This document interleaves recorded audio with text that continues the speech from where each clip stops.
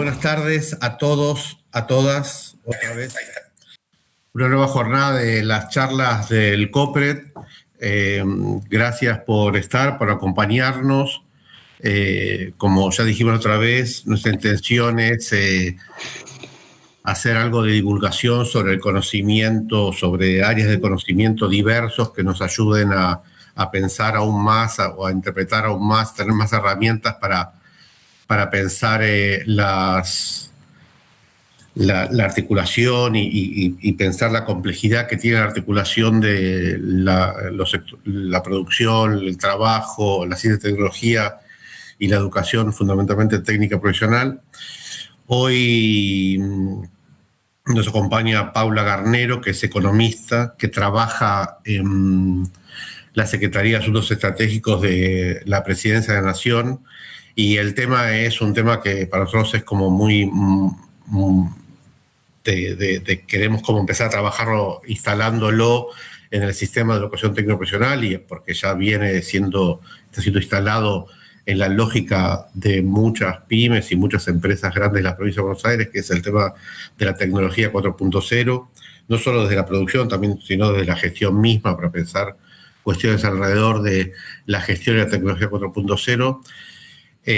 Así que ya, sin más, arrancamos con Pau. Yo no sé, les paso el chivo del próximo evento, que es en 15 días, y vamos a contar con la presencia del director del Programa Nacional de Biotecnología del INTA. Y justamente el tema va a ser la biotecnología. Entonces hoy arrancamos con Paula Garnero. Pauli, presentate. El tema de hoy es Industria y Tecnología 4.0. Gracias por estar, Pau. Gracias. Hola, buenas tardes a todos. Gracias por la invitación. Gracias al COPRED y a Fernando Tascón en particular. Bueno, hoy yo les voy a contar un poco el abordaje que hago, digamos, de este tema, que lo estoy investigando ya hace varios años. Lo interpreto desde un cambio de paradigma directamente, como un cambio bastante radical que tiene que ver con esta incorporación de nuevas tecnologías, sobre todo de tecnologías digitales. Y mucha de la información que les voy a comentar acá fue publicada en un libro que salió en el año 2018, que se llama Industria 4.0, Fabricando el Futuro, que es una publicación del INTALBID, del Banco Interamericano de Desarrollo, que la hice colaborativamente con otros colegas. Voy a compartir pantalla, si les parece, y arrancamos.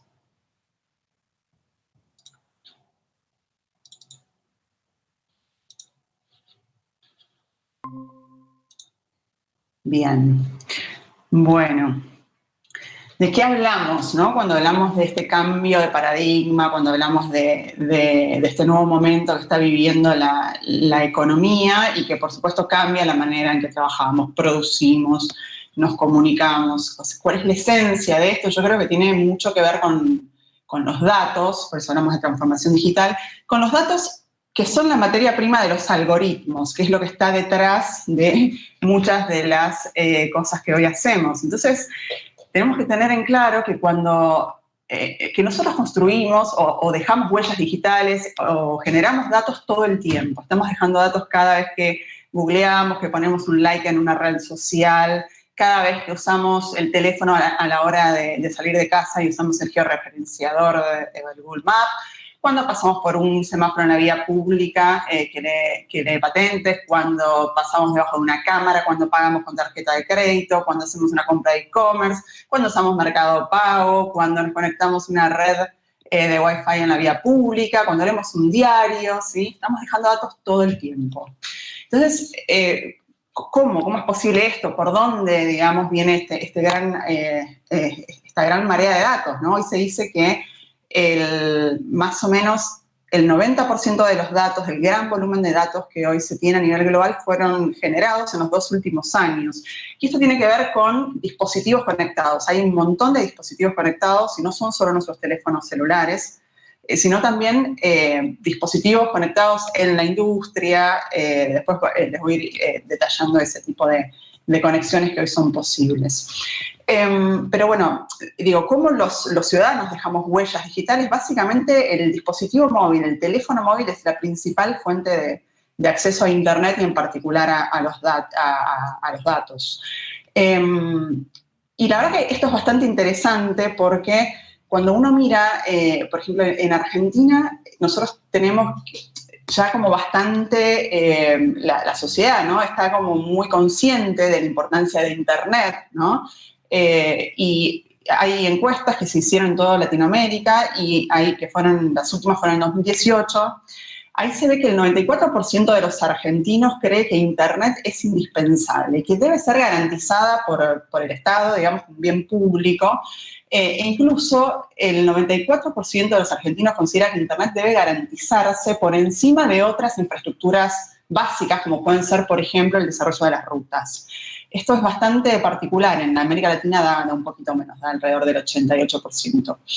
Cuando uno mira qué pasa en Argentina, también, ¿qué vemos? De que estos son datos un poco viejos, hoy la situación es aún peor. Tenemos un 24%, teníamos en 2018, de argentinos que comían una vez por día, así que alcanzaban solo una comida diaria, y de ese 24%, el 80% tenía teléfonos celulares y el 47% tenía teléfono inteligente. Es decir, más allá de la desigualdad en la que vivimos y más allá de que tenemos un montón de problemas no resueltos, lo cierto es que estas tecnologías se van abriendo paso, ¿no? La digitalización se va abriendo paso a pesar de que tenemos muchas deudas pendientes, ¿sí?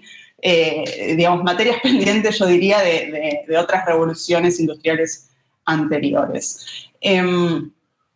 Y después cuando uno miraba datos de e-commerce, estos son, les vuelvo a decir, de 2018, y se ha acelerado mucho el comercio electrónico en Argentina, veíamos que el 21% de los argentinos ya usaban comercio electrónico hace 2 años atrás contra un 14% del promedio regional.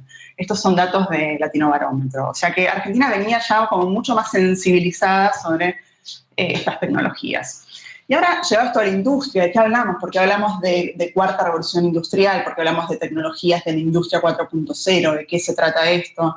Yo creo que el cambio de paradigma tiene que ver claramente con la conectividad, es decir, hoy tenemos la posibilidad tecnológica de conectarlo todo en tiempo real. Cuando digo conectarlo todo, me refiero a Internet de las cosas, que permite hoy, por ejemplo, conectar un producto dentro de una cadena de valor con una máquina con una máquina, una persona con una máquina, personas con personas, ¿sí? Esa posibilidad de conectividad y sobre todo la posibilidad de conectividad en tiempo real, eso es lo que caracteriza a la época. El dato que puede generarse en tiempo real, que puede ser captado en tiempo real.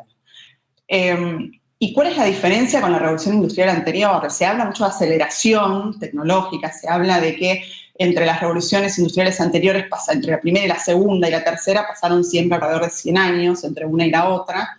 Ubicamos a la tercera más o menos por 1970. Y sin embargo, lo que vemos aquí es que, perdón, no sé si, ahí va.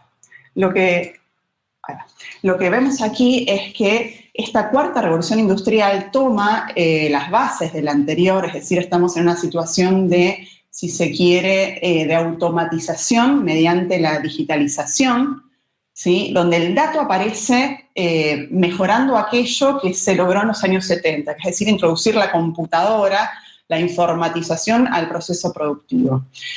Y aparecen aquí un montón de tecnologías.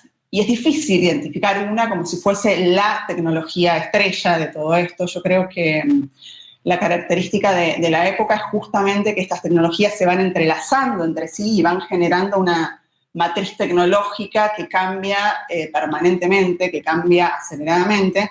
Y no es fácil decir la tecnología estrella hoy es, como uno podría pensar, no sé, inteligencia artificial. Quizás sí, quizás en un par de años eso queda demostrado y queda consensuado, pero lo cierto es que hoy, por lo menos en la industria, cuando uno piensa en la industria manufacturera, lo que nota acá es que son varias que tienen, la verdad que tienen un impacto, una disrupción enorme en la industria, y son la robótica, la simulación, los sistemas de integración, Internet de las cosas, la inteligencia artificial, por supuesto, la ciberseguridad, la computación en la nube, la realidad aumentada, la impresión 3D, el Big Data, ¿sí? Luego estas, como decía, se van combinando, generan pisos tecnológicos, son habilitadoras de otras combinaciones, y ahí luego tenemos los drones, los sensores inteligentes, tenemos ramas incluso tecnológicas, como puede ser la biotecnología, con todas las posibilidades que hoy nos abre, la nanotecnología, con los nuevos materiales. Y bueno, todo esto tiene un impacto enorme en la industria.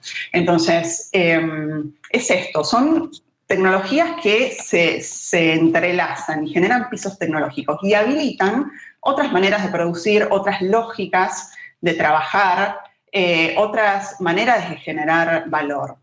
Y ahora como para sintetizar esto y quizás llevarlo más al rubro de la industria manufacturera, porque estos conceptos vienen de ahí. En la industria manufacturera, cuando se piensa en industria inteligente, en fábrica inteligente y demás, se piensa en un proceso tradicional al cual se le agregan datos, o sea, la posibilidad de conectar en tiempo real, capturar datos del propio proceso productivo y convertirlo en un proceso inteligente. Y esto no necesariamente implica toda la actividad de la empresa o absolutamente todas o cada una de las actividades, pues eso sería llegar a un extremo casi de automatización o digitalización total, pero sí las empresas van logrando automatizar partes, procesos, tareas, ¿sí? Entonces, ¿qué es lo que aquí se observa? Se observa esto, que se logra mediante la incorporación de esas tecnologías ir automatizando y digitalizando y generando datos en tiempo real, ¿sí?, del proceso productivo. Y esto también nos lleva, estas tecnologías y estas lógicas nuevas, nos llevan a compartir datos dentro de una cadena de valor. Por ejemplo, esto es, los sistemas se empiezan a integrar, los proveedores, por ejemplo, empiezan a compartir información con sus clientes. Dentro de una cadena, una empresa comparte información también con su proveedor. Se utilizan los mismos sistemas, los mismos software, y se empieza a generar una lógica un poco distinta a las que conocíamos antes, que tienen que ver con una lógica un poco más colaborativa, ¿sí? Porque lo que se comparte es el dato. ¿Y esto a dónde lleva, digamos? ¿Qué es lo que habilita? Habilita justamente modelos de toma de decisiones descentralizadas. En la medida en que la producción se automatiza, es posible descentralizar algunas decisiones. Por ejemplo, ponemos un sensor en un tanque que guarda combustible, y el combustible es un insumo para esta industria. Lo cierto es que en la medida que ese sensor identifique que nos estamos quedando, por ejemplo, sin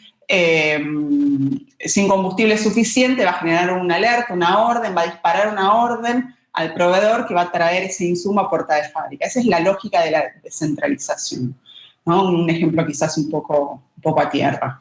Y también lo que esto habilita es pasar de los modelos preventivos a modelos predictivos. ¿Y qué quiero decir con esto? Cuando hablo de modelos, después los vamos a comentar un poco más. Me refiero a que, por ejemplo, hoy una máquina que está conectada y que genera datos en tiempo real va a pararse dentro del proceso cuando existan indicios de que la máquina va a tener una falla, y no la vamos a parar porque lleve 1000 horas de uso, como hubiera dicho el fabricante en sus especificaciones, digamos, en una lógica anterior, ¿sí? Entonces se predice la posible falla del equipo, y por eso el equipo se para, se arregla, se limpia. Y lo mismo, por ejemplo, para predecir recorridos, para eficientizar recorridos, por ejemplo, en la logística, esto se utiliza muchísimo. También para predecir la demanda, ¿sí? Luego vamos a ver ese tipo de ejemplos. Pero bueno, la lógica es esa, se pasa del modelo preventivo a un modelo predictivo. Y todo esto junto, automatización, digitalización, generación de datos, integración vertical y horizontal, dinámicas de innovación colaborativa, como el Open Innovation, descentralización de la toma de decisiones, modelos predictivos, generan realmente un impacto de la productividad enorme, tanto hacia adentro de las cadenas de valor, hacia adentro de la propia empresa y también en la economía en su conjunto. Entonces, ahora, como para salirnos del ámbito de la industria, yo lo que quiero mostrar ahora con algunas imágenes es que estas lógicas pueden aplicarse y estas tecnologías pueden aplicarse a un montón de sectores de la actividad. Es decir, no es solamente para la industria manufacturera. Podemos pensar en un tambo inteligente. Esto es simplemente un sensor puesto con un collar en la vaca, que va a medir movimiento de la vaca, temperatura, rumia, ubicación, ¿sí? Está generando datos en tiempo real. Son capturados por antenas que están en los campos, y eso permite digitalizar justamente y automatizar la gestión reproductiva y la gestión sanitaria del animal. Es decir, se va a predecir cuándo la vaca entra en celo, cuándo hay que inseminarla, por ejemplo, que es algo fundamental para la producción de leche, o por ejemplo, se puede también automatizar y predecir la cuestión sanitaria, es decir, se movió poco la vaca, evidentemente está es un indicio de alguna enfermedad, puedo anticipar un antibiótico y demás. Y ahí las tecnologías, después abro o no la puerta del tambo en función de si la vaca debe ser ordeñada, porque la identifico, es una identificación 1 a 1 y demás. Puedo también suministrarle la dieta exacta que esa vaca necesita, es decir, hacer una dieta personalizada para cada animal. Y acá las tecnologías en juego son Internet de las Cosas, los sistemas de gestión, los sistemas de análisis de datos, la computación en la nube, etc. Y lo mismo para todo. Puedo mostrar agricultura inteligente o agricultura de precisión, donde tenemos incluso drones, sensores, big data, cloud computer, imágenes satelitales, TICs. Podemos pensar también en la construcción, es decir, el proceso de construcción también puede asimilarse al de la obra al de una fábrica. Se puede utilizar realidad virtual, simulación, cálculos avanzados, se puede personalizar el diseño, se utiliza mucha computación en la nube. Y lo mismo para los servicios, en la enseñanza, que es un servicio que hemos visto en estos tiempos por la pandemia, que que ha sufrido un cambio muy radical. Acá todo lo que sean plataformas de comunicación, pero también sistemas de simulación. Ese es un ejemplo de un sistema de simulación para el aprendizaje en salud, son muy importantes. Luego, tecnologías como los chatbots para atención al cliente, para contestar preguntas, tomar pedidos. O sea, también es muy disruptivo esto en la venta minorista. Tenemos incluso ejemplos de simulación o realidad virtual para vender autos. El año pasado, si mal no recuerdo, Volkswagen presentó un modelo, la T-Cross, sin tenerla aún fabricada en el país, y se podía ver con anteojos de realidad virtual, publicidad programática, etc. Entonces, en este nuevo contexto, en esta era de la digitalización, ¿dónde está el valor? ¿Cómo se crea valor? Bueno, el valor está en los datos, claramente. Sí, el dato aparece como la materia prima abundante y necesaria en esta nueva revolución. En ese sentido, les recomiendo un trabajo de Sofía Escacerra, una investigadora de la UNTREF, que aborda en profundidad el tema de los datos y de cómo, bueno, tenemos que darnos una discusión en relación a de quién son los datos, la legalidad de esto, la propiedad de los datos. Yo ahora no quiero entrar en eso, pero ¿dónde está el valor? Está en los datos, y también el valor está en los clientes, ¿sí? En poner al cliente en el centro de la escena. Y acá se observa un cambio grande en la manera de pensar la producción, de gestionar la producción y los negocios. Quizás en la revolución industrial anterior, el circuito lógico, digamos, era diseñar, producir, vender. Es decir, se buscaba la eficiencia, la máxima eficiencia, acumulando mucho recurso, por ejemplo, en una determinada fábrica, en un determinado lugar. Había una acumulación también de recursos y se buscaba cierta eficiencia. Y luego se fue esto ajustando con tecnologías japonesas, si quieren, al estilo just in time, y empezar a encontrar la eficiencia en los márgenes y demás. Pero en esta revolución yo creo que lo importante es que el cliente pasa al centro de la escena, es decir, porque tenemos posibilidades de conocer al cliente, porque hay datos, sabemos quién es, qué quiere, qué consume, qué consumió ayer, cómo paga, cuáles son sus preferencias y demás. El cliente empieza por primera vez a participar en el proceso de diseño. Y también el cambio acá es que no es diseño, produzco, vendo, es que porque vendí, porque yo identifiqué la demanda, porque identifiqué qué es lo que se está requiriendo en este momento, entonces produzco, ¿sí? Bueno, y el cliente pasa al centro de la escena. ¿Y qué quiero decir con esto? Importa tanto el cliente, está importando tanto, aunque los clientes todavía no lo sentimos así del todo, pero pensémoslo como la tendencia, hacia dónde van estos cambios de paradigma. Que las empresas empiezan a construir puentes de comunicación directas con sus clientes, empiezan a desintermediar su relación con los clientes. Y aparecen lógicas de economía circular que tienen que ver con la sustentabilidad y con una lógica más eficiente desde el diseño del producto en adelante, es decir, se diseñan productos que al final del ciclo no dejen tanto residuo, por ejemplo, entonces se considera que este paradigma es un poco más sustentable en términos ambientales que el paradigma anterior, que era muy intensivo en el uso de recursos naturales, por ejemplo. Pero bueno, lo cierto es que aquí aparece como otra lógica, ¿no? La producción a demanda e incluso, les diría, la producción cercana al cliente. Hay tendencias, aquí quizás todavía no las estamos sintiendo, pero en los países desarrollados y en Asia sí se sienten, que tiene que ver con el reshoring de la producción, la relocalización de la producción, donde las empresas globales, que suponete empresas de Adidas, que hacía zapatillas en Bangladesh, ahora, y que las vendía en el mercado europeo, ahora se traslada su producción, su planta, ya no busca mano de obra barata, sino que se traslada la producción a Alemania. En Alemania monta una fábrica bastante automatizada y le vende al mercado europeo. Es decir, relocaliza la producción en función de la cercanía de los mercados de consumo. ¿Por qué? Porque se intenta reducir todo aquello que no agrega valor. El transporte no agrega valor, es decir, ya no tiene lógica en este paradigma mover materiales millones de kilómetros ni por barco, ni por aire, ni por tierra, ¿sí?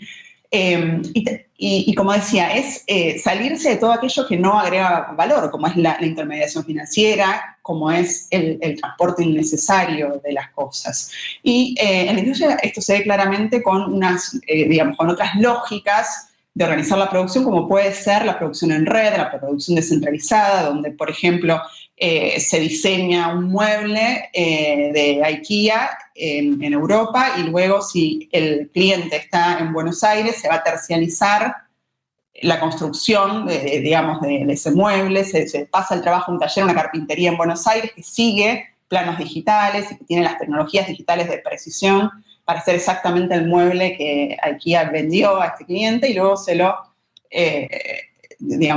acerca al consumidor en Buenos Aires. Entonces, en esta lógica donde el cliente está en el centro de la escena, la experiencia del usuario importa mucho. Y aparecen también las tiendas digitales, ¿no? Que ahora en pandemia lo hemos visto mucho, la posibilidad de vender mediante plataformas. Esto, la verdad, es que es muy disruptivo para las empresas. ¿Por qué? Porque las acerca, les agranda de alguna manera los mercados, las empresas pueden vender a clientes a los que quizás no conocían o no tenían acceso, pero a la vez las competencia. Sigo con los modelos de negocio, la customerización, o sea, el producto personalizado es una tendencia aquí. Esto es un ejemplo de una plataforma mediante la cual un cliente puede elegir si quiere la suela verde, anaranjada o de qué color. Los productos inteligentes, es decir, convertir un producto tradicional, como podía ser un lavarropas. Este es un ejemplo de acá de Argentina, de Alario, una empresa que está en Córdoba, que hace la marca Drean. A su lavarropas tradicional incorporó Internet de las Cosas. Hoy ese lavarropas se conecta al wifi de la vivienda y Alario recibe en tiempo real información de cuándo se está lavando, qué programa utiliza la persona, a qué hora lava, qué tipo de jabón utiliza. Bueno, toda esa información, imagínense que es valiosísima para el fabricante, porque le va a permitir no solo conocer mejor a su cliente, sino mejorar la versión que sigue del producto, ¿sí? Luego están la plataformización o la incorporación de servicios en productos tradicionales. Esto es en maquinaria agrícola, esto es un ejemplo de Metalfor, una empresa que está en Córdoba también, que incorporó una plataforma a sus pulverizadoras, a sus sembradoras y demás. Esto es, incorpora un servicio para el productor. El productor ahora no solo maneja la cosechadora, la pulverizadora, sino que además tiene acceso a una plataforma que le remite, le da información en tiempo real mediante satélite, información sobre el clima, sobre el rendimiento de un determinado lote, identifica con inteligencia artificial dónde está la maleza y aplica el agroquímico exactamente donde está la maleza. Es decir, ese fabricante de maquinaria agrícola hoy aparte presta un servicio, que es esta plataforma. Y luego hay una tendencia que se está observando que tiene que ver con encontrar valor incluso en cuestiones que hacen más al acceso que a la propiedad. Esto es un ejemplo de un motor de General Electric. General Electric fabrica motores de aviación, y la verdad que son motores que tienen mucho capital hundido en investigación y desarrollo, tienen una vida útil de 30 años, y el negocio ya de la empresa no es vender motores, sino alquilar horas de uso.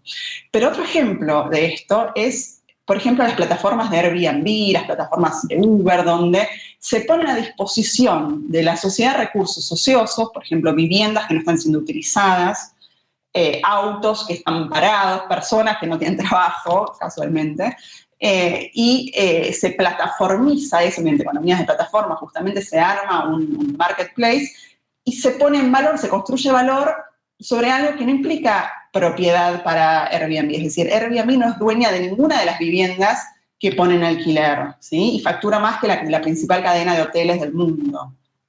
Entonces, hay nuevas maneras de generar valor y tiene que ver más o menos con estos modelos de negocio. Entonces, ahora ya para problematizar un poco, llevarlo ya más al campo de la pyme, ¿qué pasa con las pequeñas y medianas empresas, que casualmente son el 90%, un poco más del 90% de la cantidad de unidades productivas del país? Bueno, la verdad es que esto las desafía enormemente, las desafía porque el ciclo de vida del producto se acorta. Eso quiere decir de que un producto permanece en el mercado menos tiempo, enseguida cae en la obsolescencia. Se dificulta también porque hay una enorme cantidad de tecnologías disponibles y de oferta tecnológica, incluso en cuestiones muy básicas, como pueden ser los softwares de gestión cotidiana, digamos. Hay una enorme oferta y es muy difícil para las empresas identificar cuál es la tecnología que se ajusta a su necesidad o a su manera de producir. Luego también, aquellas empresas que entran en estas lógicas de producción descentralizada, es decir, que ya producen, por ejemplo, a pedido de otros, o que atienden un pedido especial, hoy tienen ese pedido y mañana no lo tienen más. Y lo mismo pasa cuando venden mediante plataformas de e-commerce. Hoy tenés una demanda concreta, hiciste una venta de una persona en Ushuaia y quizás esa persona nunca más vuelve a comprarte, ¿no? Entonces, para las empresas es muy difícil esto, y también es muy difícil aprovechar los datos que generan e incluso saber dónde conseguir más datos, ¿no? Entonces, hay un desafío grande, y acá es donde uno dice, bueno, dicho esto, considerado esto, ¿qué habilidades se requieren para trabajar y para gestionar los negocios y la producción en este nuevo paradigma? Y yo diría, bueno, se habla mucho de los trabajadores 4.0, ¿no? Es decir, bueno, ¿qué tipo de trabajadores necesitamos? Estamos trabajadores con habilidades digitales, trabajadores con determinadas condiciones, y ahora hablamos de eso. Yo creo que más allá de la exigencia que recae sobre el trabajador, necesitamos también empresarios 4.0, es decir, necesitamos desarrollar habilidades de gestión de los negocios en este nuevo contexto. Y también necesitamos ciudadanos digitales. Cuando digo ciudadanos digitales me refiero, como les presentaba al comienzo, teniendo en cuenta de que hoy dejamos huellas digitales todo el tiempo, cada vez que nos movemos, cada vez que ponemos un like en una red social. Yo creo que sería bueno, así como nos educaron cívicamente, nos educaron como ciudadanos en una democracia, el Estado acá tiene un rol también para educar a estos ciudadanos digitales, es decir, para que nos ayuden a entender cuáles son nuestras responsabilidades en el mundo digital, cuáles son nuestros derechos, qué cosas son un problema, o cuándo habilitar, cuándo dar un permiso a una aplicación, a qué cosas prestarle atención y a cuáles no. Qué datos compartir y qué datos no compartir. Bueno, eso es toda una educación que me parece que no se está atendiendo, y que yo creo que es lo próximo que hay que hacer. Pero volviendo al tema puntual de trabajadores y de empresarios 4.0, yo creo que acá hay un desafío de dos tipos de habilidades. Se habla de habilidades blandas y habilidades duras. Las blandas tienen que ver con ser creativo, resolver problemas complejos, poder comunicarnos en un mundo donde vamos a tener que interactuar con máquinas y también con personas con otros saberes, personas que vienen de otros ámbitos. Poder ser sobre todo creativos en las soluciones a los problemas, es decir, van a ir presentando problemas nuevos y tenemos que poder, el famoso, salir por arriba, ¿no? de los problemas. Y también yo creo que hay una habilidad muy importante que tiene que ver con la creatividad, ser creativos y también ser curiosos y ser críticos. En la medida en que haya etapas automatizadas, poder reconocer el error en eso también es importante, es decir, ser críticos incluso sobre lo que ya hemos automatizado, ¿no? Y luego las habilidades duras, que como ustedes se podrán dar cuenta, digamos, si uno supone que estas son las tecnologías que están en boga y demás, las habilidades tienen que ver un poco con el manejo de los datos, con el análisis de datos, con las matemáticas, la ingeniería, la programación, el escribir código, el marketing, si quieren el marketing digital, vienen bastante por ahí. Pero bueno, las duras se pueden, de alguna manera, más o menos rápidamente, generar con un sistema educativo, con algunos cambios del sistema educativo. El problema de las blandas es que son habilidades que se van generando a lo largo de toda la vida y donde claramente las primeras etapas en la infancia hay mucho para trabajar, pero lo cierto es que estas no se pueden aprender en la escuela únicamente. Perdón. Bueno, entonces, es muy amplio este tema, la verdad que no quiero pasarme de la hora y demás, voy a tirar así, quizás esbozar algunos títulos de cuáles son los impactos de este paradigma, digamos, del paradigma 4.0, y luego me voy a detener en dos de ellos. Lo primero que quisiera decir es que el avance tecnológico nunca ha sido, y ahora tampoco lo es, un avance tecnológico que venga a cerrar brechas. Es decir, naturalmente el avance tecnológico no cierra brechas. O sea, se cierran brechas cuando este avance tecnológico, que encima ahora es acelerado, viene de alguna manera dirigido, redireccionado, contenido con otras políticas que van atendiendo o que van contrarrestando o mitigando sus efectos, ¿no? Y cuando digo esto me refiero a que obviamente la cuestión del acceso a la tecnología no es igual para una empresa grande que para una empresa chica, no es igual para un país emergente que para un país en desarrollo. En ese sentido, por ejemplo, la robótica, que mucha gente asocia esto a la robótica, y que para mí, les vuelvo a decir, no es la única tecnología y no es la que va a tener más impacto en Argentina, claramente.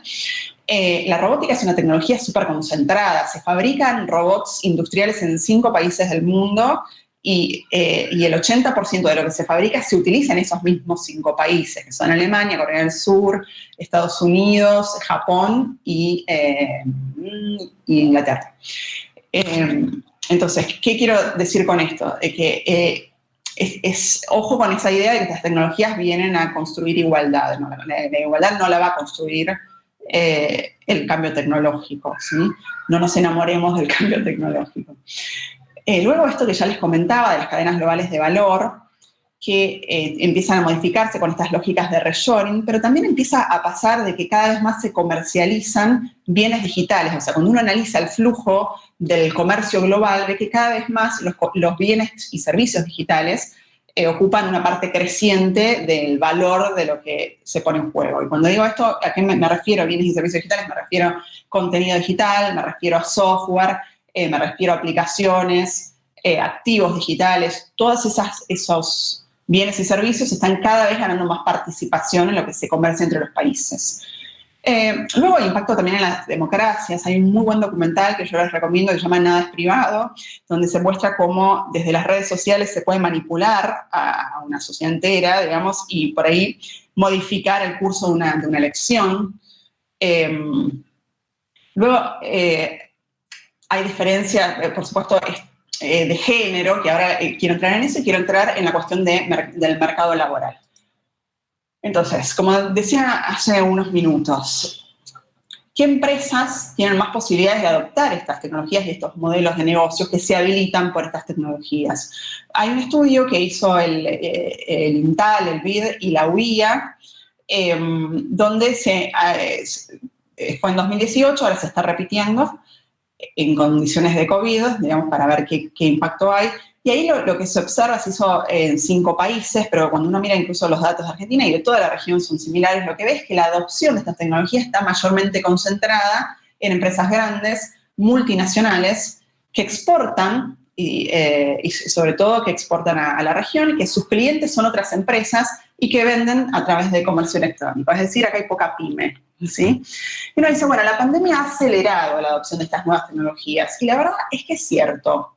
Y ojo con esto porque esto también incluye a la pyme. Ojo acá. Sí ha acelerado, estos son datos de la medición de ahora en contexto de pandemia, todavía no están publicados, pero lo cierto es que cuando uno mira, bueno, a ver, yo acá señalo, a ver, no sé si lo logran ver en detalle, pero acá tenemos todas las tecnologías de la industria 4.0 y tenemos también respuestas en relación a si las empresas venían o no utilizando la tecnología y si la implementaron, si la conocen, si no la conocen, si la creen necesaria para su negocio, si la estaban utilizando y si la empezaron a utilizar a partir de COVID.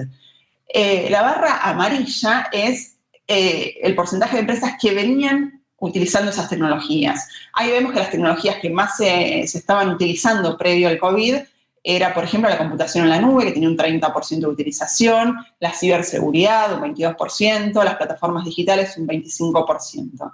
Y cuando uno pregunta si han empezado a utilizar algunas de estas tecnologías en pandemia, vemos que todas las tecnologías se empezaron a utilizar. Es decir, en más o mayor o menor medida, vemos que hubo como una aceleración en la adopción de todas ellas, ¿sí? Quizás otra vez las vedettes, digamos, o las que parecen ser las de mayor impacto, o quizás las de más fácil adopción, son las plataformas digitales y los servicios móviles, la computación en la nube, que tiene las dos 23%, la ciberseguridad con 15%, y después Big Data con 12%, tenemos Internet de las Cosas con 18%, y la columna que puse al costado, ahí tenemos los datos de cómo quedó hoy el nivel de utilización de esto. Vemos que claramente las plataformas digitales y los servicios móviles hoy son utilizados por el 53% de las empresas que participaron de esta encuesta. Aclaro que las empresas que se tomaron aquí eran de industria manufacturera, eran química y farmacéutica, y luego había agroalimentos, y luego había servicios de software y servicios de consultoría. Bueno, entonces, ahora, ¿qué pasará con el empleo en este contexto, en este paradigma? Y la verdad es que el empleo es o el mercado laboral es, yo diría, un escenario donde se ponen en juego muchas de estas cuestiones y donde realmente la disrupción es muy grande. Vuelvo a decir, en pandemia lo hemos visto, pero esto se viene observando y analizando desde hace ya varios años. Lo primero que se observa a nivel global es que, y esto pasa en todos los mercados laborales que estuvimos mirando, el trabajo asalariado pierde participación sobre el trabajo total. Es decir, cuando uno mira la población económicamente activa de un país, cada vez hay menos trabajador en relación de dependencia. ¿Por qué? Bien, mal, no sé, el trabajador en relación de dependencia ya pasa a ser un trabajador del estilo 3.0, ¿no? Por la modalidad contractual. Porque aquí aparecen los emprendedores, los trabajadores autónomos y también aquellos que logran ingresos a través de plataformas colaborativas o del gig economy, como pueden ser Cabify, Uber y demás. ¿Es bueno esto? ¿Es malo? La verdad, es lo que es, ¿no? Y esto a los países nos debiera preocupar porque tenemos que pensar cómo vamos a hacer de aquí en adelante con los sistemas previsionales, ¿no? Y ahora el teletrabajo. El teletrabajo, estos son datos para Argentina. Antes de la pandemia, solamente el 24% utilizaba algo de teletrabajo. Cuando digo algo, me refiero, podía ser un día por semana, 2 días por semana y demás. Hoy, digamos, el dato capturado durante la pandemia da 66% de utilización de teletrabajo. Y cuando se le pregunta a las empresas, se les preguntó si seguirían en modalidad de teletrabajo, el 54% contestó que seguirían post-pandemia en modalidad de teletrabajo. Es decir, al parecer el teletrabajo vino a quedarse, ¿sí? Bueno, entonces acá hay un desafío que para mí es importante, que tiene que ver con algunos de los sectores que quizás quedan más relegados en este paradigma o sobre los que hay que prestar particular atención. Yo les decía que estas tecnologías vienen a automatizar tareas, partes de las tareas. Yo no diría que vienen a llevarse por completo, digamos, que vienen a barrer trabajos enteros, pero sí tareas dentro de los distintos trabajos. Pero bueno, claramente hay sectores que pierden más que otros, ¿no? Y cuando uno, les vuelvo a decir, miran los mercados laborales de todos los países en general, y sobre todo de aquellos que están más avanzados en la adopción de estas tecnologías y de estos modelos de negocios, ve que se produce cierta polarización del mercado laboral. Esto es, imagínense que quedan en los extremos, en el extremo superior, personas que trabajan en aquellos sectores intensivos en estas tecnologías, que generalmente son sectores exportadores, muy dinámicos y demás, y por lo tanto son personas que en general tienen muchas de las habilidades de las que hablábamos antes, pues son sectores muy competitivos, entonces son también muy exigentes en términos laborales, tienen generalmente personas con habilidades duras y blandas de las que mencionábamos, y son personas que reciben una muy buena paga en comparación con este otro segmento que queda, porque lo del medio se automatiza, ¿sí? La tarea de complejidad media es la que tiende a desaparecer. Entonces, lo que queda luego, en el extremo inferior, son los trabajos que tienen menor incorporación tecnológica. Y esto, lamentablemente, tiene mucho que ver también con las tareas de limpieza, de cuidado, que generalmente están asociadas o son feminizadas o son mayoritariamente realizadas por mujeres. Entonces, acá digo, cuidado con esto porque creo que ni el teletrabajo es para todo el mundo, porque, por supuesto, implica tener acceso a las tecnologías, tener algún nivel básico de habilidades digitales, tener conectividad, y a la vez no tener la carga de los niños, porque teletrabajar con los niños alrededor es un poco complicado.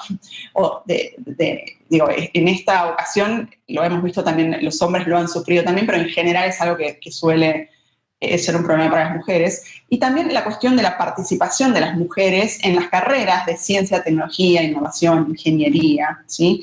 En Argentina, según datos del 2016, cuando uno mira la matrícula, cómo se reparte la matrícula en estas carreras, tenemos que solamente el 33% de las mujeres de Argentina están enroladas, que del 100% de la matrícula, el 33% son mujeres y el 67% son hombres. Y ojo con esto, ¿por qué? Porque digo, sí, los mejores salarios van a estar acá, en estos sectores intensivos en tecnologías que demandan este tipo de habilidades duras y demás, queremos que haya más mujeres ahí que tengan acceso también a estos buenos salarios.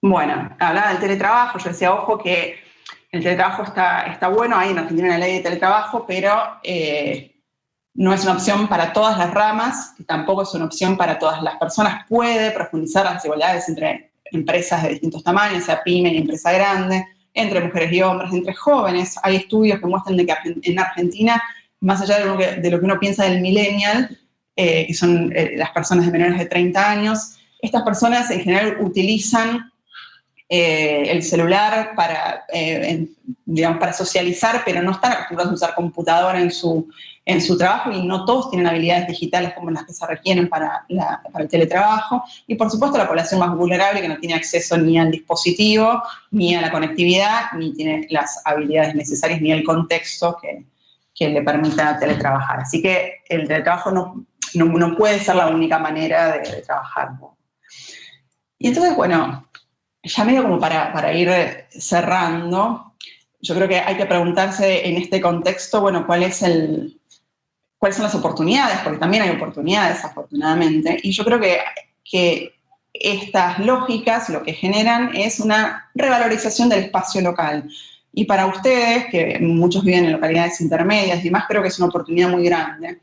Y cuando digo esto me refiero a que en esta nueva era, digamos, donde es posible trabajar desde cualquier lado, lo que tiene importancia en realidad es el acceso, digamos, que se le da a la población y a los emprendedores y a los empresarios a determinadas tecnologías. Digamos, esta es una imagen de un Fab Lab donde se comparten, ¿no?, tecnologías que afortunadamente no necesariamente tienen que estar en cada una de las empresas ni en cada uno de los garajes de los emprendedores, sino que son tecnologías que se pueden compartir y que pueden ser facilitadas y que es preferible que sean facilitadas por el gobierno local o por el gobierno local, sobre todo, porque están muy ancladas en el territorio. Entonces, cuando hablo de revalorización del espacio local, y ahí está el ejemplo de Fab Lab, de lo que es un acceso a una tecnología o a un ambiente de fabricación para potenciar proyectos emprendedores y demás, pero uno lo puede pensar a esto también como si fuese una estrategia más general. Cuando digo que el espacio local vuelve a tener valor, me refiero a que las empresas empiezan a tomar decisiones de relocalización y decisiones de cómo se abastecen, lo vimos en pandemia también, cómo se abastecen y de quién se abastecen, en función ya de mirar el ecosistema de otra forma. Entonces, ¿qué se mira en un territorio? ¿Qué es lo que miran las empresas para localizar? Se miran que haya capital humano, es decir, esto lo podemos pensar en términos de ciudades, pero también en términos de países, ¿no? Y pensar en una escala de cómo se posicionan los actores a nivel global. Se mira el capital humano, es decir, el talento de las personas, los perfiles, la formación que tienen, las habilidades técnicas y emocionales. Se mira el desarrollo del sistema de infraestructura, por supuesto, importa la conectividad que hay en el territorio, el sistema de transporte, las facilities, las relevantes, la logística, la energía, por supuesto. Se mira también el sistema de innovación, que sea dinámico, y acá es donde el Estado tiene mucho que hacer, son todos los programas de apoyo, de vinculación tecnológica, las redes de servicios tecnológicos, los institutos de innovación, es decir, todo ese soporte que hace que el entramado sea un poco más dinámico o robusto. Y luego la densidad justamente del entramado local, esto es qué cantidad de empresas hay, a qué se dedican esas empresas, si hay o no realmente un desarrollo de proveedores, si hay empresas de servicios tecnológicos, si hay empresas que ofrezcan TICs, por ejemplo. Entonces, pensando ahora ya en la pandemia, ¿no? Y en la necesidad de digitalizar y pensando cuáles pueden ser las herramientas de apoyo para las pymes. Y yo creo que ustedes acá, vuelvo a decir, tienen mucho por hacer y creo que es una buena estrategia para encarar este cambio. Decimos, bueno, el contexto era de la digitalización. Bueno, ¿cómo ayudamos a las pymes para que se digitalicen? ¿Qué necesitan las pymes? La verdad es que necesitan muchas cosas. Pero yo creo que un buen comienzo tiene que ver con la divulgación de estas tecnologías y de los modelos de negocios, es decir, tienen que ser conocidos, tienen que ser asequibles, tienen que estar en el radar del empresario, tienen que saber que existen y para eso son fundamentales, digamos, todas las actividades de talleres, seminarios, charlas, todo lo que ayude a traer el tema a la agenda, ¿no?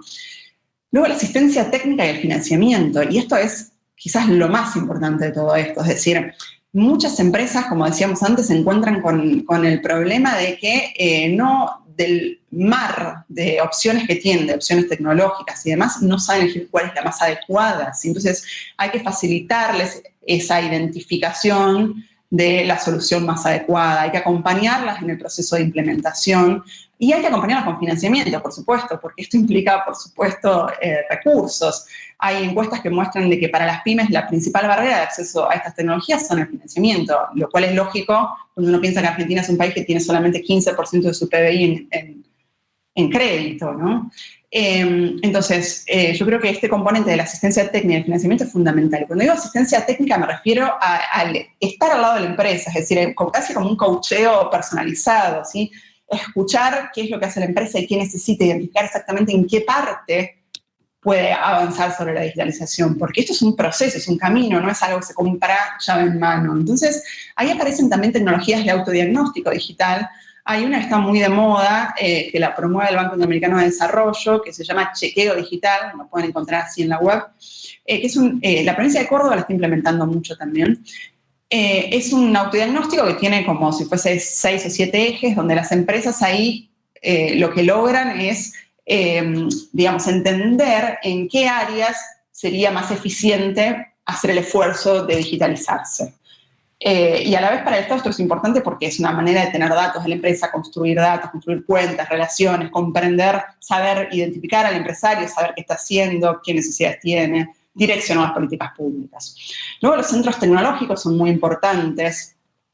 Los centros tecnológicos acá, yo ya les diría, en términos municipales, no lo pensaría ya como el gran centro tecnológico donde voy a hacer un estudio de vientos, un túnel de viento, o donde voy a hacer un estudio, qué sé yo, muy complejo. Yo lo pensaría un centro tecnológico en el ámbito municipal como un lugar donde se van a probar las tecnologías, donde la empresa tiene el contacto con la tecnología, donde se puedan agilizar los procesos, donde se da capacitación sobre esa tecnología puntual, tanto al trabajador como al empresario. Es decir, por ahí yo los relacionaría más con un centro tecnológico que ofrezca acceso a a software, a plataformas digitales, incluso plataformas de comercio electrónico que son tan necesarias hoy.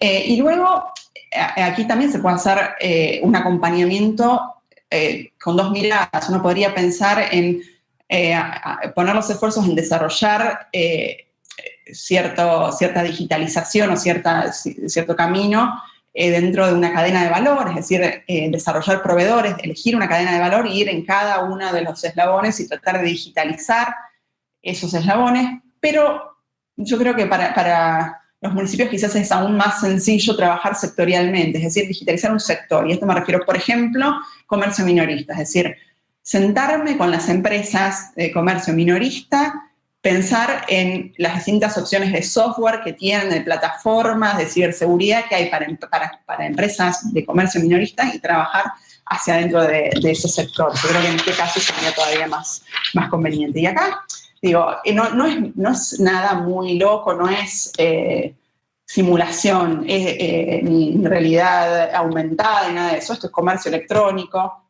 es pensar en desarrollar medios de pagos digitales, es decir, mostrar a las empresas las distintas opciones que tienen para aceptar medios de pagos digitales, es por ahí ayudarlas a desarrollar un sistema para capturar los pedidos, para organizar el delivery, la entrega, la logística de esa entrega, es marketing digital, ¿qué es eso? Digamos, estas cosas podrían estar dentro del centro tecnológico preferentemente, digo, para no pensar en cosas súper voladas.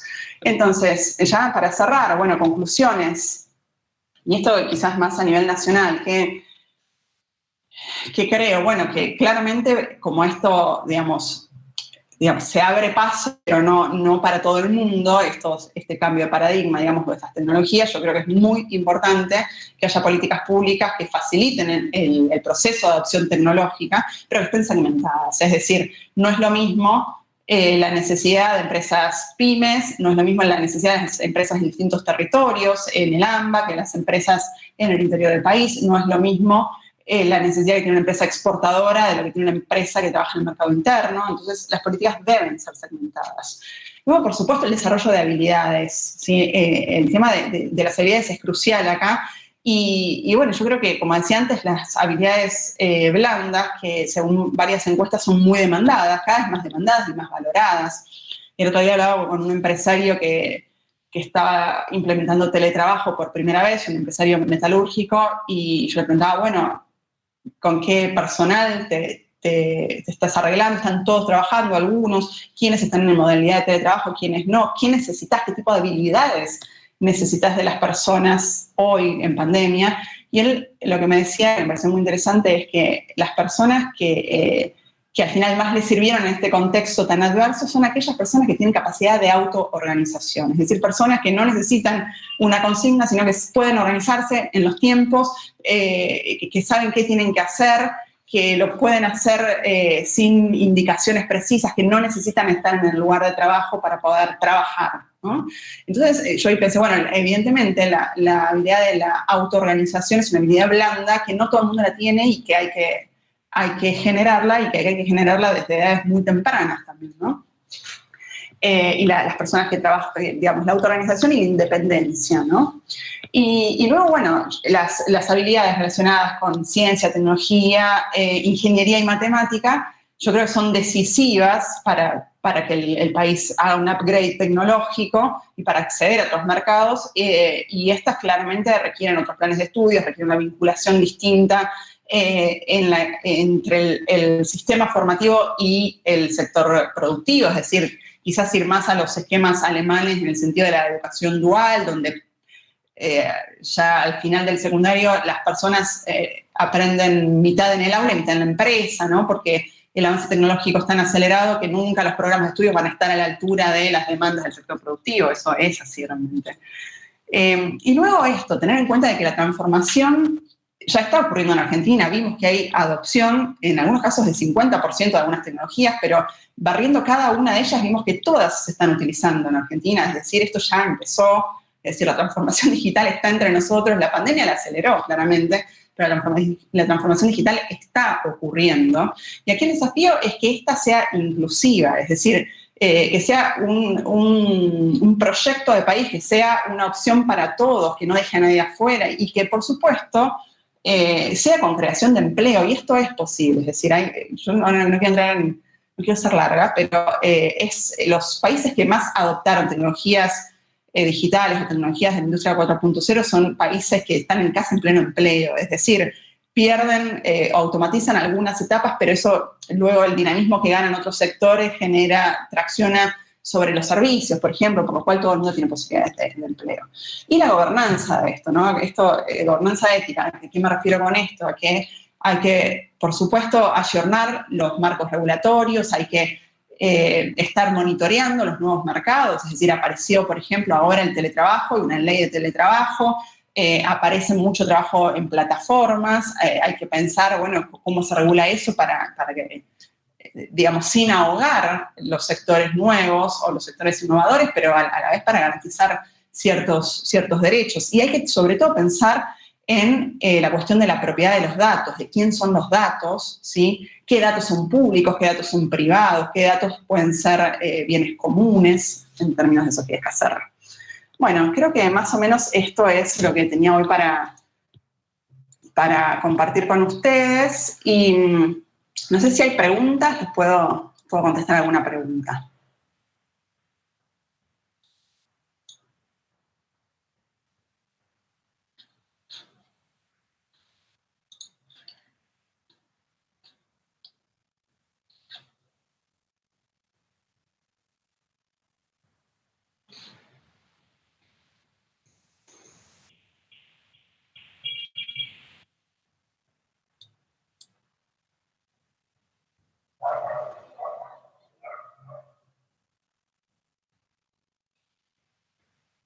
Bueno, ahí estoy leyendo, son comentarios, en general no veo preguntas, pero por ejemplo dicen, las habilidades se van corriendo esto, perdón, socioafectivas.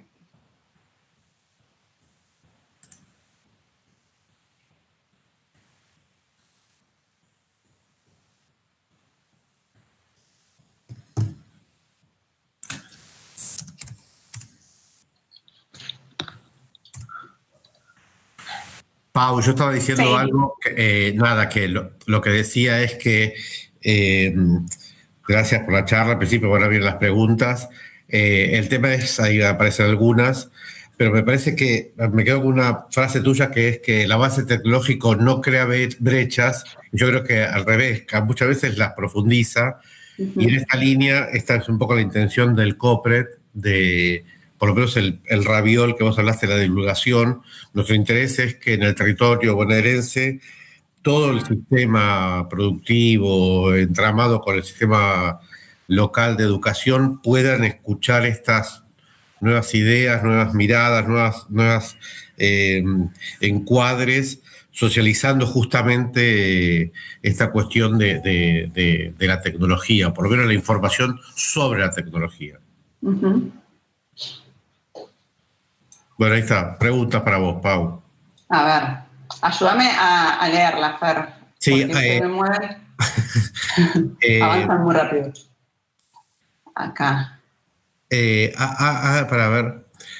Hay una para vos, dice, consulta Fernando, ¿qué mirada hay desde el COPRED en función a los centros de formación profesional de la provincia de Buenos Aires? Sí, ahí nosotros, bueno, rápido, mientras aparecen otras preguntas, la idea es que nosotros estamos trabajando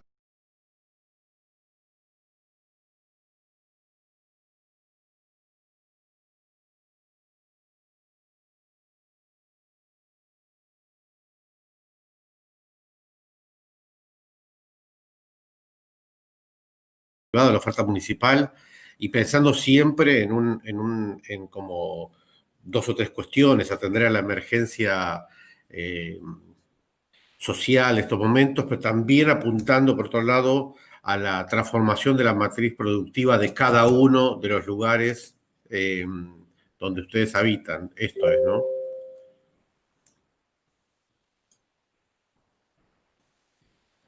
Alguien preguntó si la presentación la podías... Por supuesto. Sí, bueno, después... Compartir, sí, por supuesto. Y la pasás. Por supuesto que sí. Alguien pregunta, para mí las preguntas, Pau, perdón. Son todas para vos, sí, sí, Fer. Sí. No, Así hay que, una adelante. sobre planes de mejora, de créditos. Los planes de mejora dependen de la Dirección Provincial de Educación Técnica Profesional. Lo que Ujú, tiene que ver con los créditos fiscales, hemos digitalizado el proceso y estamos ahora llamando a las instituciones a que presenten a través justamente de las direcciones de rama que presenten los proyectos. ujú.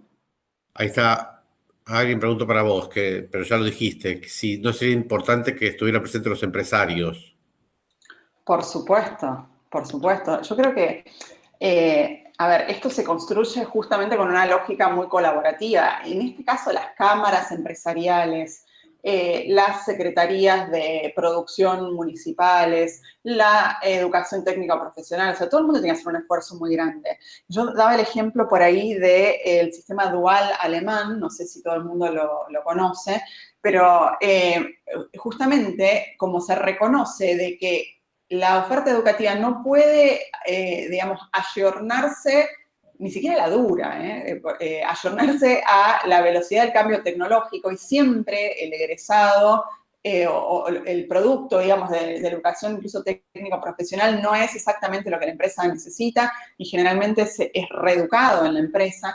Es por eso que en algunos países se establecen sistemas duales donde se aprende, se está 2 días en la escuela y 3 días trabajando en una empresa, en una fábrica, en un sector, digamos, un sector productivo, donde ahí es reentrenada la persona y donde la persona por ahí está en contacto con las tecnologías del momento, las que se utilizan en ese sector en particular y demás. Esto en Argentina sería, yo creo que todavía sería muy, muy rechazado por ahí por parte de la sociedad y también por los gremios, ¿no? Me parece que nos falta un poco más para esto, porque, bueno, porque hay una idea de que es el Estado el que debe proveer y el empresariado tiene esa lógica en general, ¿viste? Como que discúlpenme, pero digo, a veces el empresariado se enoja de tener que volver a formar a la persona que teóricamente estuvo en un espacio de formación durante 18 años, un poco menos.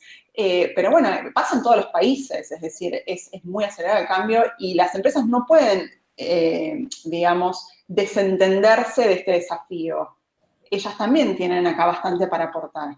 Y luego otra cosa que no comenté que quería decirles es que una práctica que también puede servir mucho para ir difundiendo, sensibilizando, sobre todo a la pyme, sobre estos cambios, es hacerle las visitas digamos, organizar eventos de difusión en plantas, es decir, suponete, una empresa pyme metalúrgica adopta determinada tecnología para su movimiento, qué sé yo, para su gestión de stocks. Bueno, abrir la planta, mostrar, organizar una visita con otras empresas similares, que vayan a ver cómo esa tecnología impactó, que escuchen de boca del propio empresario cómo eso disparó la productividad o qué impacto tuvo en reducción de costos. Yo creo que acá todavía hay mucha incertidumbre en relación a si, digamos, a cuándo se va a amortizar una inversión o si es muy onerosa en términos del impacto que esto va a tener, porque son nuevas y porque no todas son bien conocidas. Y también hay, por eso creo que es necesaria la asistencia técnica y, digamos, el estar al lado de cada una de las empresas, ¿no? Como ese caucheo del que hablaba al comienzo,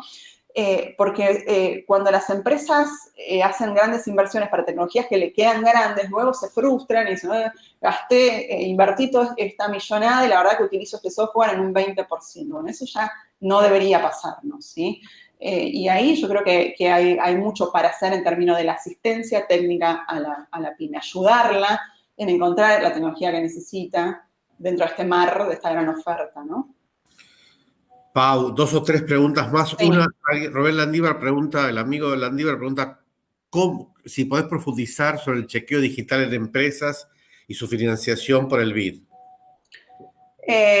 A ver, no es que el BID lo financie, es una metodología de autodiagnóstico donde las empresas, les puedo pasar el link junto con la presentación, es como un autodiagnóstico que tiene, yo la verdad que no lo hice, pero porque hay que ingresar con un mail de una empresa, pero hay como unas 7 verticales, 7 ejes temáticos, por ejemplo, gestión de proveedores, gestión de los recursos humanos, logística y distribución, ventas en línea, pagos y demás, y en cada uno de esos ejes se contestan preguntas y lo que surge ahí es una evaluación de en qué estadio estás y una recomendación de sobre qué área te conviene empezar el camino de la digitalización. Yo creo que lo interesante de ahí es reconocer de que esto no es un llave en mano para nada, o sea, no va a venir nadie a venderte una tecnología que te haga salir de tu estadio 2.0 o 3.0 para pasar a hacer una empresa o una industria 4.0.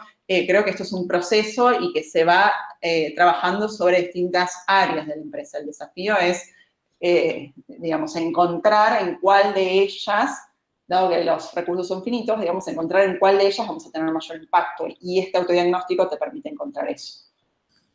Pau, una cosa que preguntan varios es esto de cómo hacer, cómo trabajar la tecnología 4.0, esta es la lógica de la tecnología 4.0 en ambientes en donde alguien puso por ahí, donde el conocimiento de los recursos son escasos, donde la escuela está como alejada, donde los planes están desactualizados. Bueno, un poco de esto.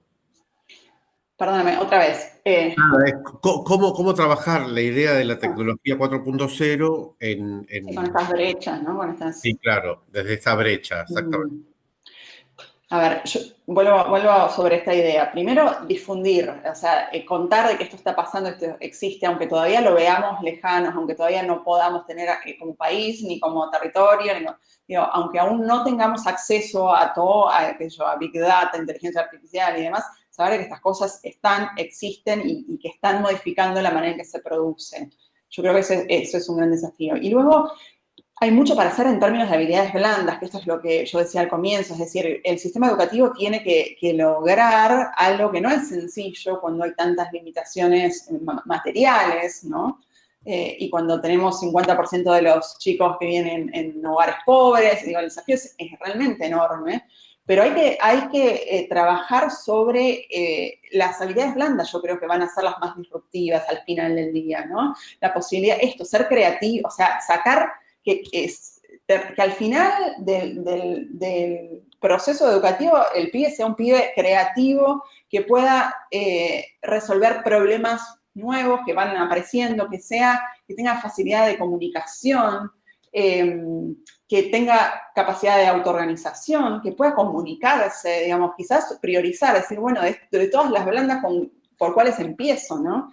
Pero yo creo que la creatividad es muy importante, la comunicación es muy importante, la autoorganización es muy importante. O sea, si uno puede, en la dinámica diaria, trabajando sobre quizás es importante hacer pequeños desafíos, trabajar en la modalidad de resolver, que ya lo hace la educación hace varios años, ¿no? Trabajar en resolver problemas concretos, motivarlo al pibe desde la problemática, es una problemática que convoque, y que su solución la viva con cierto, como que modifica algo o le mejora sustancialmente alguna de sus condiciones. De hecho, la educación en general está yendo ya hacia esos formatos, ¿no? Hoy creo que los docentes van de a poco, y la pandemia lo ha dejado al descubierto, pero se está yendo más hacia un esquema de, diría yo, ¿me escuchan? Sí, sí. Porque se me cerró la luz. Sí. Hacia un esquema casi, yo les diría, de curadores digitales, es decir, que el docente ya no es el que tiene el contenido y lo baja, sino que es la persona que puede, del gran océano de información, puede identificar cuál es la valiosa, no tiene el conocimiento, sino que hace una selección de contenidos que permitan fortalecer esa capacidad o desarrollar la capacidad que él quiere desarrollar, ¿no?